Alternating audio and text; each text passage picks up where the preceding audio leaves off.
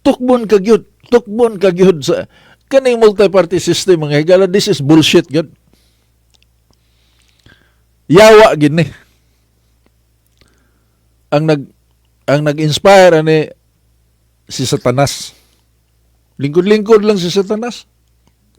Kapi-kapi dito Starbucks. Unya Numdum ko sa novel ni Terry Pratchett.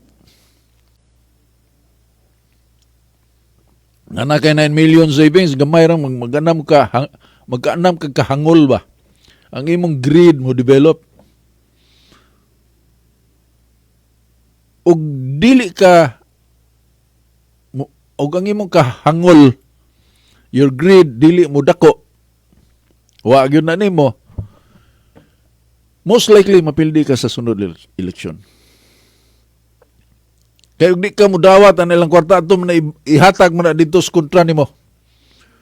Ato man mo tugpa mga sample ballots, ang kwarta nga component na sample ballots or mada ilang mga ngan. Ato man na mo tugpa sa imong kontra. So ikaw mapugos kag kuyog. Aron ka makadaog. Tukbon kagyud sa kaning multi-party system mga higala. This is bullshit gyud. Yawa gid ni. Ang nag-inspire ani si Satanas. Lingkod-lingkod lang si Satanas. Kapi-kapi dito Starbucks. Unya Numdum ko sa novel ni Terry Pratchett. Nga ang agent ba, secret agent ni Satanas o secret agent sa Ginoo, diya sa kalibutan.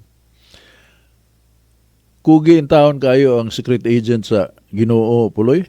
Kung ang gusto siya kanang sige pangampanya ba aron moadtog langit ang mga tao, inigihap na duter may madanya ang iyang kontra si Crowley man tong agent ni Satanas diri sa kalibutan. Unya kadto si Arisipalos mo to'y agent sa Ginoo. Kugihan kayo, sige gisig pang recruit aron madani ang mga tao dito sa langit. Si Satanas kapi-kapi lang. Si Crowley katong agent ni Satanas. Kapi-kapi lang. Nagam kay recruit. Amigo man silang duha kay para sila trabaho murag KGB ug CIA ba. Kontra sila pero at the same time because pareha sila trabaho na sila amigo sila. Na degree of kuan ba kanang affinity. Unya. So iyang gipangutana si Crowley. Matay believe ko nimo ba?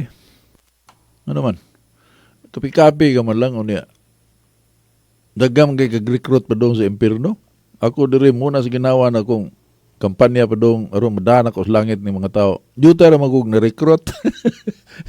Ingon si Crowley. Ingon siya nga.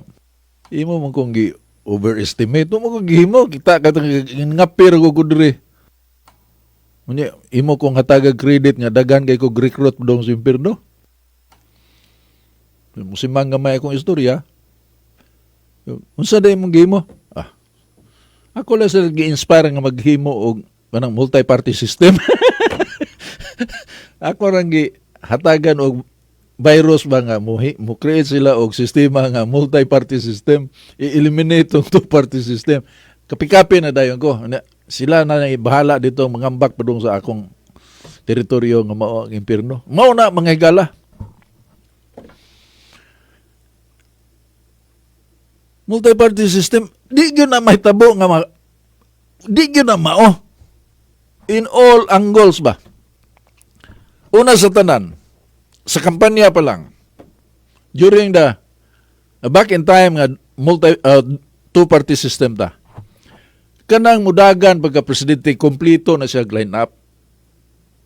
Presidente, vice president, senador, sakop sa usa ka partido na. Sila ay magpili og kinsay ilang kandidato.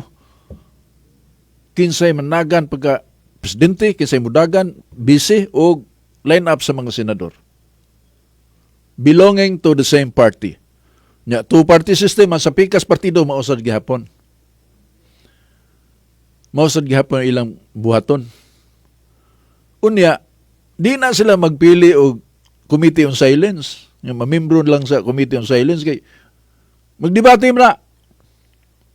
Kinalang maka-sustiner ka sa debate. Ang inyong prinsipyong gisubay sa partido imong kapanalipdan every step of the way. Unya, while set up na ninyo, during the campaign, na mo staff nga in charge sa agriculture, concern sa agriculture, ng food security, nanay tao nga gi-assign diha. Foreign affairs, nanay tao nga gi-assign diha. Tanang concerns, nanay gi-assign sa partido nga maoy mo research, na siya staff mo research, kay kanang ilang output, mao na ilang ipanghambog ngadto sa katawhan panahon sa kampanya. Nga kung kami piliyon, mao na imong buhaton. Platform of government. Unya, kung ang partido mo ay makadaog, kadtong kauban nila sa kampanya nga mo in charge sa mga concerns, different concerns, mao to'y automatic nga himuon nilang cabinet members. Kay nag-research naman. Kay bawo naman sila unsay buhaton, unsay problema ug unsay buhaton. Human sa paghural sa presidente, take out silang tanan, take out. Naanay cabinet members nga ready to go. Pag sugod, day one, sugod na dayon, ready to go. They hit the ground running. Pero kaning multi-party system, di man mahimo og di ka makigalayon og daghang kang partido. So, admittedly, gakinahanglan nag-skill kanang pag create nimo alliances with different political parties. Sa higayon nga makadaog ka, kanang tanan mangayo nagbahin sa kadaogan. Spoils of victory. Mangayo nagposisyon sa gobyerno. Para ni Chavit Singson, ngayo sa pagkoro, ang nga pangayo pagkoro, di gani PCSO. Wala ba ihatag? Dako kay si gasto tabang ni Bongbong. Sige lang siyang gipasiligan. Hindi naman ako nagalit. Gigihintay lang ako.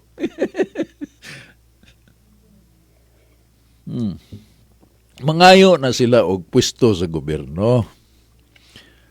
Sa mga political parties na pa may mga nang-donate sa imong kampanya. Mangayo man sana sila pwesto silang tao ibutang diha kana mga regulatory bodies, butangan na nila panlitan energy sector. Magbutang nga unsa may involved sa energy sector. Lopez, Desato, Abuitis, magpatudlo na sila og ilang sakop, pasudlo na sa gobyerno. Sa mga regulatory agencies, butangan na ilang tao.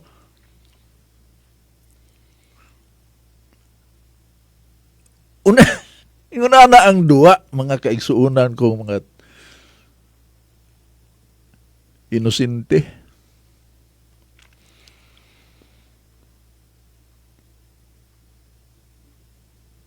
Pubida luuya ni Juan de la Cruz. Mao na nga maglisod gyud ang bag-ong presidente mo Lincoln, magkabuang siya kinsa may akong tao. Kadto si Ramos unsa may gihimo ni Ramos, ang iyang mga tao nga nagpalibot ni Ramos, mga military. Why?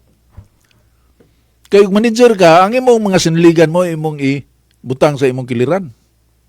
Pibaw ka dili na mo budhi nimo, tested na nasukod na nimo na sila ug ang ilang abilidad. Si Ramos, ang iyang orientation, military man siya. So, kinsa may dagkong ranggo panahon ni Ramos? Mga military. Oh. Sayop ba si Ramos? Of course not. Sakto si Ramos. And then, naay mga tao, gikan sila mga partido nga gipaso dito. Pero ang iyang trusted katug yung mga former military men.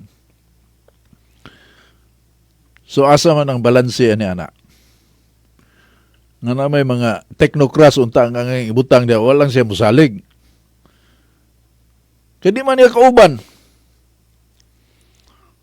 Pero kung two-party system pa, makuha to niya mga qualified yung mga lingkod.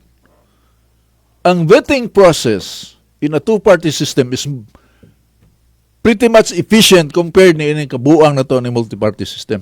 Ubos ni ining the best constitution in the world. Efficient ang vetting process. Vetting. Kana pagpili ba? Paghasas o kinsay imong ikauban sa kampanya. Sa yun ka maruhas. Pagdagan, kabuang siya dito sa digong nag-anam nagka-duol ang eleksyon, he has to pick a running mate, silini yang gikuha. Di mo sugot, gihatagag $500 million. Aron lang mo sugot. Minya pa pobre-pobre ka na kay 500 million. Nga, suya kay si Drilon. Katong taon ni Drilon akong kaistorya, galit na galit. Bakit? At sila ang veterano sa partido, bakit binigyan yung walang kaalam-alam? 500 million just to be the running mate. Suko si Drilon na to eh. Kaya ang ilang gitagi-tagi man. Ang ilang kwarta para sa kampanya, Frances man. Samtang kalinig, ditso maghatag. Nasina. Pero yung anak ng duwa, mga higala, huwag yung kay kapaingnan, padong yung ka sa impirno. Kanon kag yun. Si Ted Filon, na congressman na siya, wala mo balik sa bayan. Kuha na, mapya na, sindikato. Kana si Barsaga, kanang Batanon, kadayag man ko ni ana. Samtang Batanon pa pa magkabulingit ba? Wa mo succumb sa temptation. Daganan, gilawgan, lamoy ay. Katong iwan information nga gipatawag ni Martin Romualdez sa mga kongresista. Tag 20 mil organi. Nangadto man sa Tacloban. Nangadto. Nahibaw na si Martin Romualdez murag na kwarta ni mo to ana. 20 mil? Kadato ninyo sa kanang 20 mil. Supposed to be di ka mo duol na dato ka. Kaminos ka na ko, imo kong lawgan og 20 mil. Pero nangadto. Nangadto sa Tacloban. So, buhagay na. Katong pagpuli ni Bebot Alvarez, speaker, panahon ni Duterte, kuditam to, gipulihan ni GMA. 15 ra katao ang nagpaluyo ato puloy. Nga ilang kuditahon si Bebot.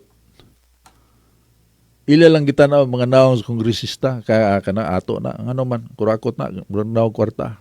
Kana padung man ang barangay eleksyon na to. Correct yun ang ilang assessment. Bibot di man kapasalig o kwarta si Bebot Alvarez kay prom di man na wa man ay access sa mga oligarchs ito sa Manila makapangayo sa kwarta para sa kampanya. Si GMA expert man na. So na speaker sa GMA tangtang si Bebot Alvarez unya a week after front page dayon nga kinumo na ang mga oligarchs sa kutupan ni Duterte. Kaya mo support sila sa Duterte administration. Puro kontra itong Duterte sa una. Panghambugan itong Duterte nga sagpao na asa mo mga kay kita mo sagpao. Wala Duterte kanang kinumo na dito. Mo support sila sa Duterte administration.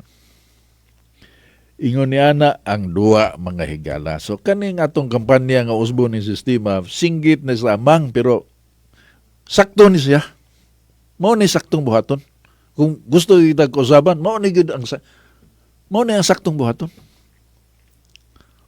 Pero why di ni mahitabo ang pasiugda ning idea i-implement din sa ato. Ruben Canoy namatay na.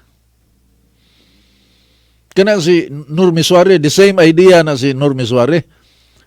Pero si Normi Suarez, realistic. Watay mahimo ani, wa magpirti na tong kampanya, wa magini mo sinso, so muduwa na lang ta. So mo na si Normi Suarez. Pero federalista na si Normi Suarez. Duterte. Federalista to. Hardcore gito nga federalist. Si Duterte. Lito Osmeña. Sani Osmeña. Pabling Garcia, dili na hardcore practical pero kasabot sa idea ba.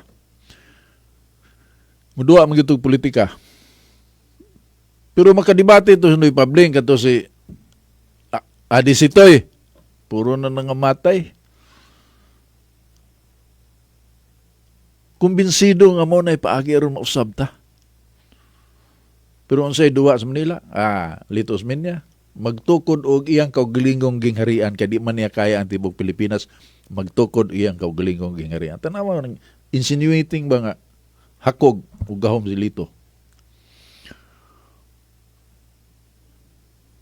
Maayo kay sila na they're in control of the messaging mga higala. Kontrolado nila ang propaganda.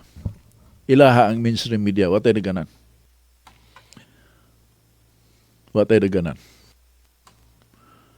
So asa takuto ba ni? Sige lang gyapon ta, di ta mo surrender. Balag maniguang lang sa Ruben Canoy, luoy ko atong attorney Ruben Canoy kay istorya mi mga hapit na sa matay ato. COVID man to, magwadto man ta si Danny Tan dito kay amigo man kay nang sila. Amigo kay nang Danny, si Danny ang ganit. Ako amigo Danny Tan mo ga-introduce nako nga magkailami ni Ruben Canoy. We became very close friend. Mga dot aming COVID man. Lisod adto ba? Nya tig ka-hospital na si Atty. Ruben Canoy. Pero istorya may telepono kanunay almost every day. Ingon siya kapoy nag-Lex. Kamunlay padayo na. Ay, paita. Tuwa-tuluha mag-una-una ba? How dedicated a person is and then you just die and wa kay nakita nga accomplishment sa imong advocacy kay ang resistance grabe kayo. But I tell you mga kaigulaan, panahon rin mo sulti og sakto ba mi og di, pero sakto gyud ni siya. Kay og dili na to usbon, i-overhaul na to ang sistema mga higala. Balik-balik rin Magbalik-balik the same mo na giingon sa English, ako lang in English on, the same shit, different day.